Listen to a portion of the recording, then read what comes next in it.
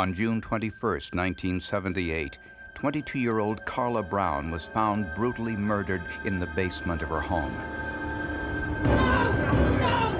It looked as if the killer had committed the perfect crime.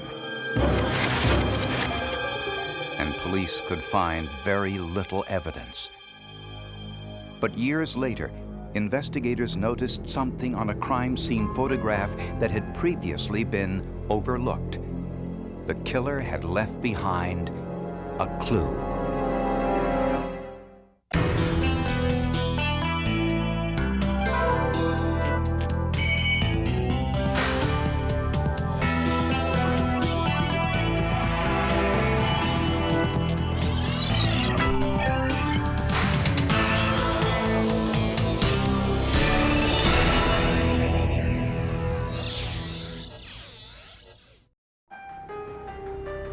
22-year-old Karla Brown and her fiancé, a man we'll call Mark Hart, had recently purchased a home together in Wood River, Illinois. Although the couple had a rocky past, friends and family saw this as the beginning of a new phase in their relationship. Karla Brown was a beautiful little girl, grew up into a beautiful young woman, was very popular in her hometown in the Wood River area, had taken some college classes, had been a high school cheerleader, was one of those girls that everybody knew. Girls liked her, guys liked her. She was just one of those people that was special, and everybody recognized that. On June 21st, Karla Brown took the day off from work to unpack. Yes, the house is great. And spoke to one of her friends on the telephone. Maybe we can have you over for dinner. They had talked for a few minutes. In fact, we were even talking about getting together later on that afternoon. Wait a second, I just heard something at the door. And Karla interrupted the conversation and said, "Listen, I'll have to call you back. I'll see you later. There's somebody at the door." And that was the last that her friend ever talked to her. Around 5:30 that afternoon, Karla's fiancé and his friend stopped by the house after work. When they walked into the basement, they saw a horrible sight. Karla was lying face down in a bucket of water. She had her hands tied behind her. There was evidence of struggle, a death struggle in the basement, and a very strong suggestion of a sexual rape. But investigators were confused about some of the things they saw. There were two men's socks tied around Karla's neck. They were tied neatly, inconsistent with what you would expect to see in a life and death struggle. The white electrical cord used to tie the victim's hands was not tight enough to effectively restrain an individual during an assault. There was too much length of cord behind her to where her hands could come up in front of her.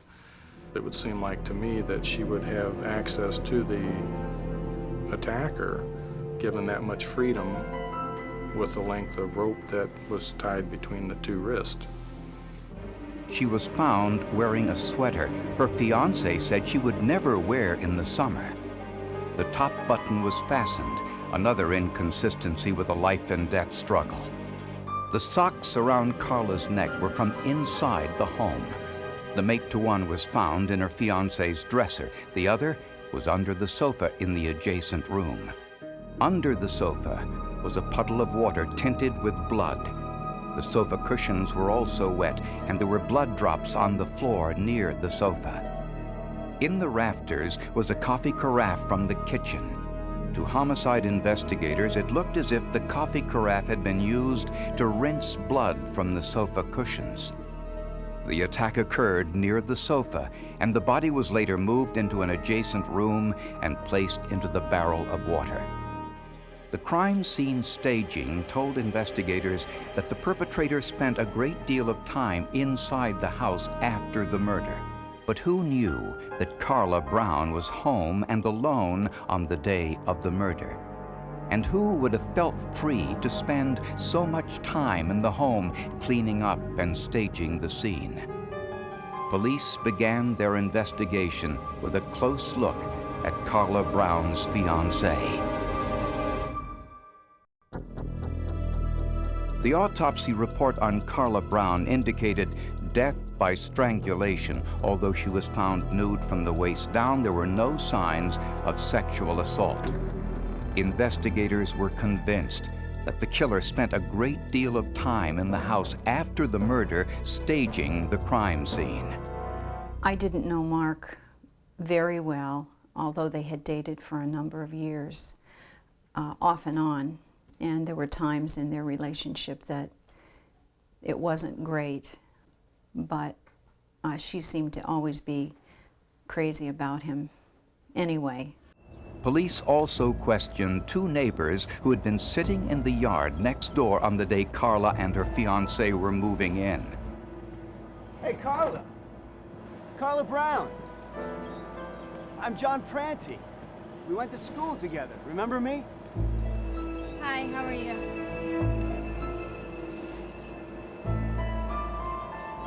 Both men had alibis as to where they were on the day of the murder, and they both willingly took lie detector tests and passed.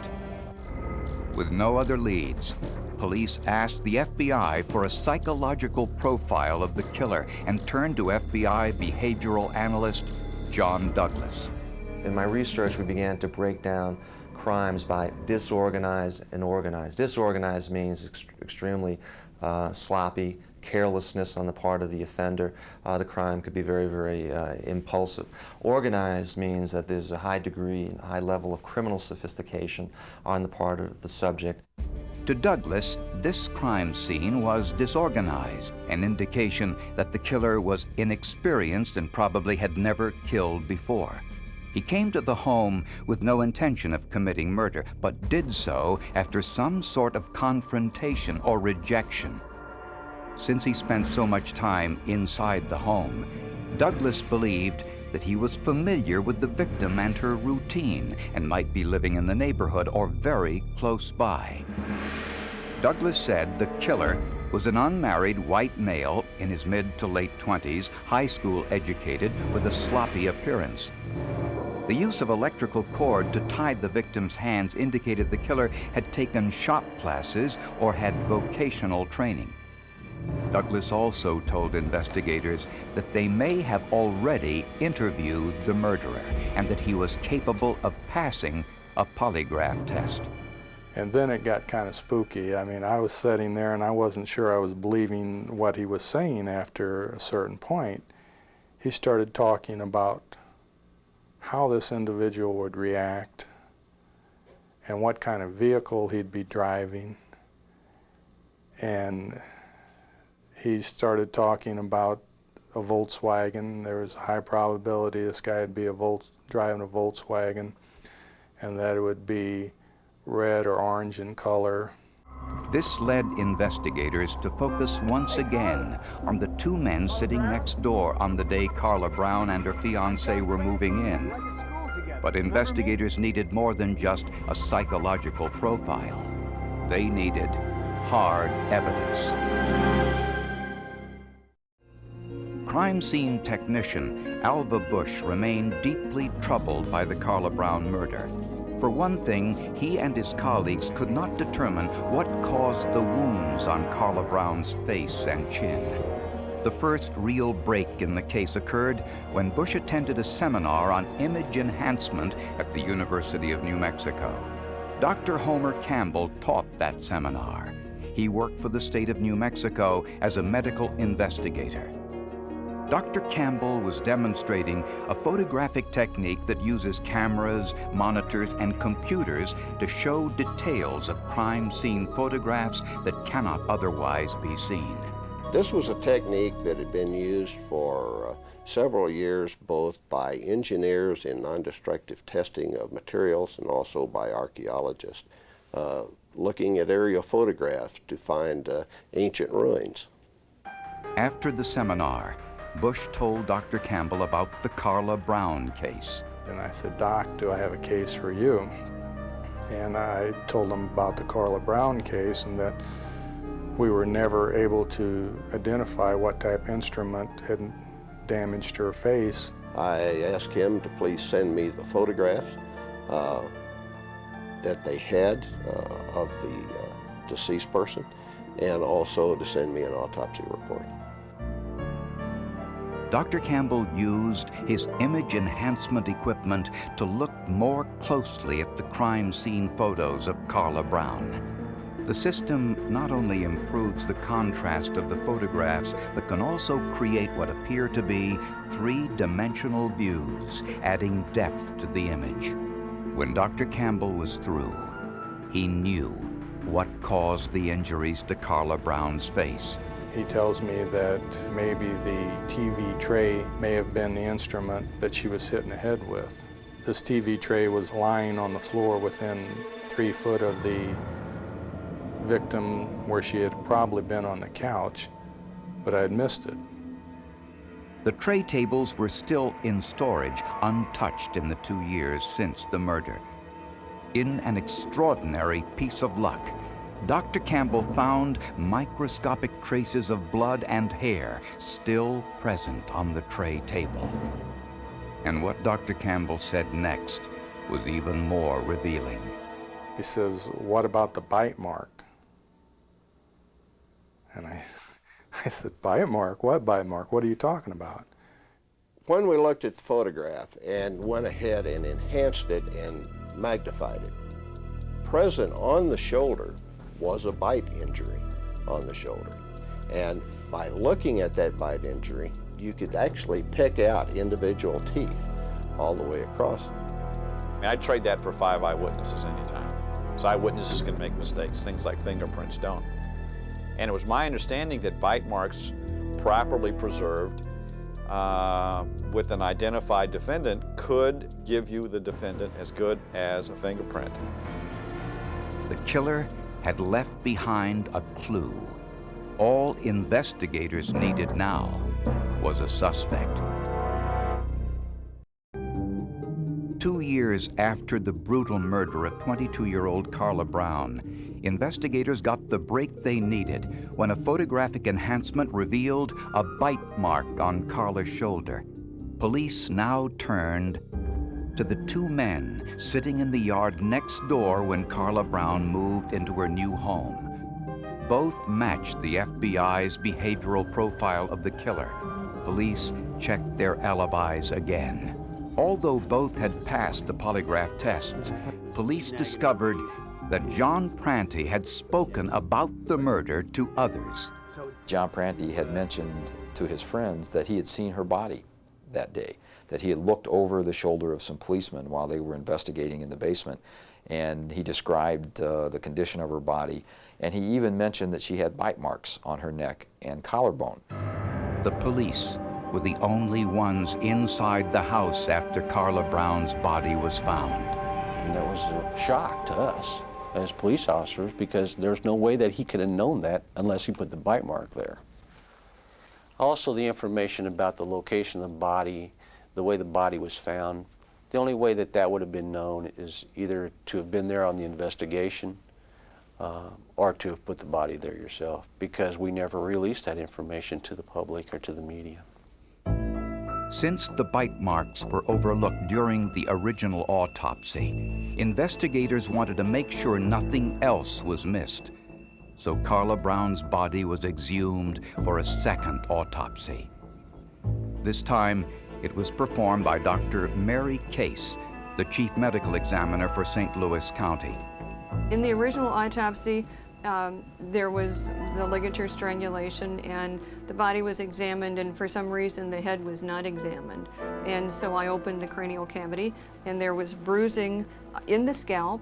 Somebody struck her on the head. And question is whether or not, for example, this blow would cause loss of consciousness.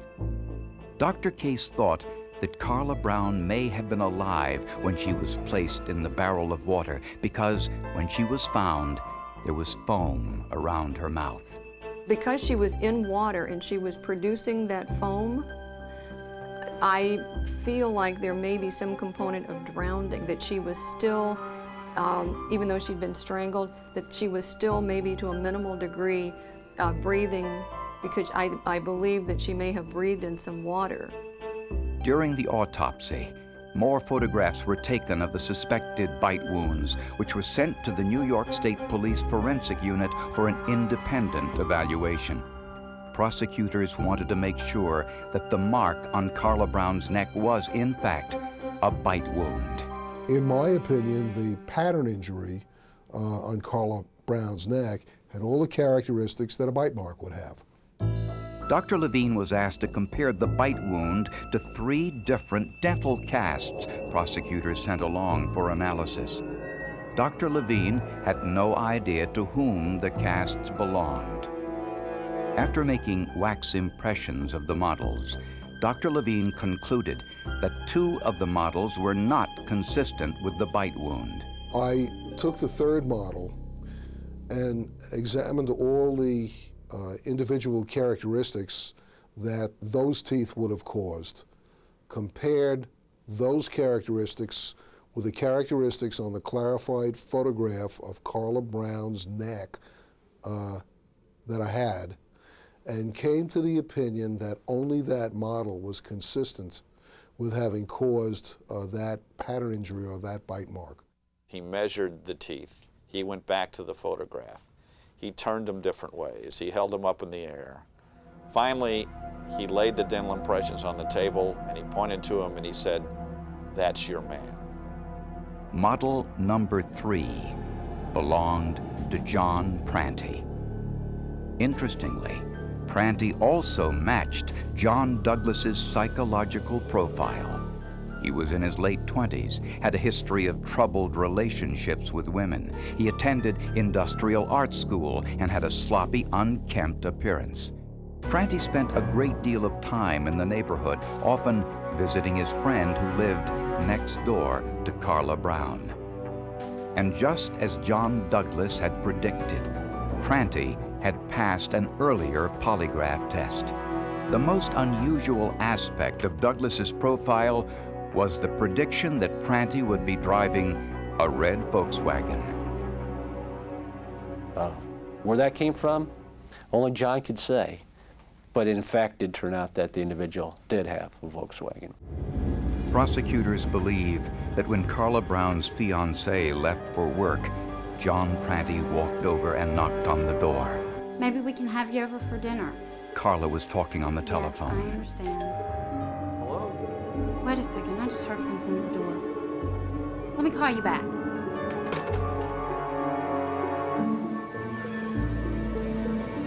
What do you want? Need some help moving in? I want you to leave. Come on, mind if we talk a little? I want you to leave now. There was some kind of argument or struggle, possibly after she had rejected Pranty's sexual advances. He forced her into the basement and hit her with a tray table. At some point, he bit her on the shoulder and strangled her. Afterwards, he staged the scene to make it appear to be a sexual assault. But when he changed her clothes, he made the mistake of fastening the top button, the first clue that the scene had been staged. He tied her hands with electrical cord, wrapped the socks around her neck, and placed her into the water while she was unconscious but still alive. Pranty tried to remove the bloodstains on the sofa with water he carried from the kitchen in the coffee carafe, which he left in the rafters above the sofa. The clothes Karla was wearing that day were never found. Pranty may have taken them as a trophy. In July of 1983, John Pranty was tried and convicted of first-degree murder and was sentenced to 75 years in the state penitentiary. After 5 long years, Karla Brown's family finally had some closure.